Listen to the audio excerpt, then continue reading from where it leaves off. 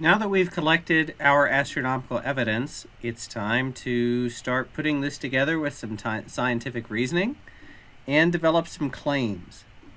So we've recorded a lot of information. We've noticed a lot of patterns in how things move in the night sky.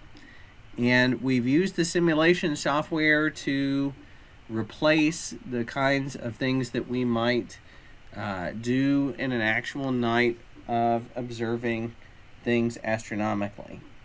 So how does this work? Well,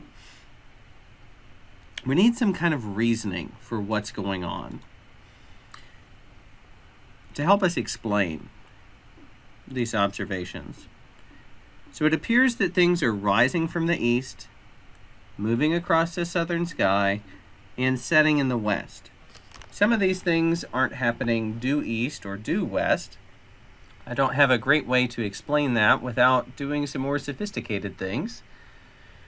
So we need a reason. Why does it seem like the stars are rising in the east and the planets are rising in the east? Why are the planets seemingly moving along with the stars? And, well, for that matter, we know that in our reasoning, maybe we should add something like the sun rises, or let's say appears to rise in the east and set in the west. And do we know why this is the case? Well, we do know why this is the case.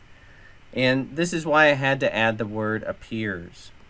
We know that the sun appears to move in the sky because the Earth is rotating on its axis. So as the Earth rotates on its axis, it makes the sun appear in our view. And then as we start to rotate away from the sun then sets out of our view and we can no longer see it. So this makes sense.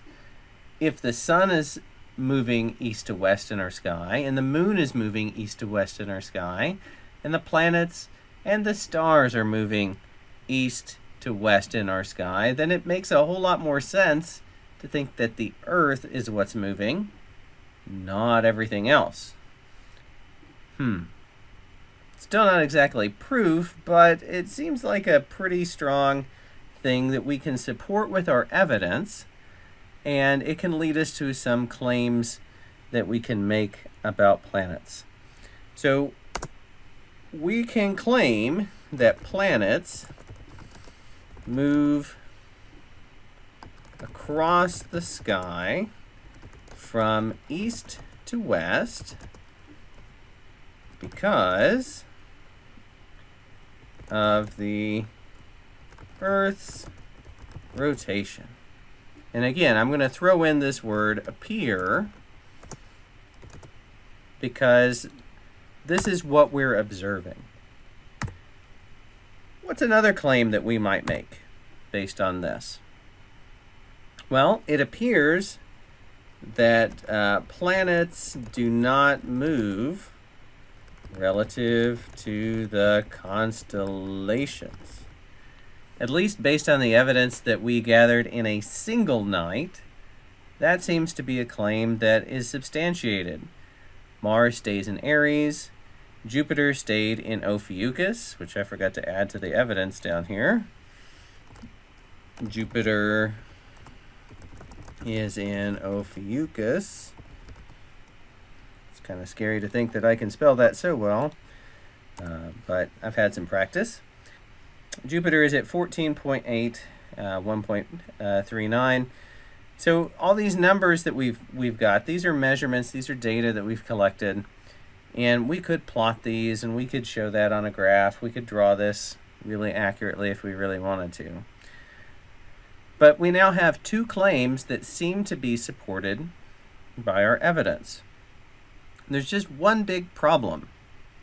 One of the two claims we just made turns out to be very wrong. This is because our evidence is limited to a single night. So we need to collect a little bit more data in Stellarium if we want to further test this claim here, that planets do not move relative to the constellations. But you see this process now by which science is done. We collect evidence, we use our scientific reasoning to make new claims. As these claims are supported by evidence, then these claims themselves can become reasons we will use later to support other investigations.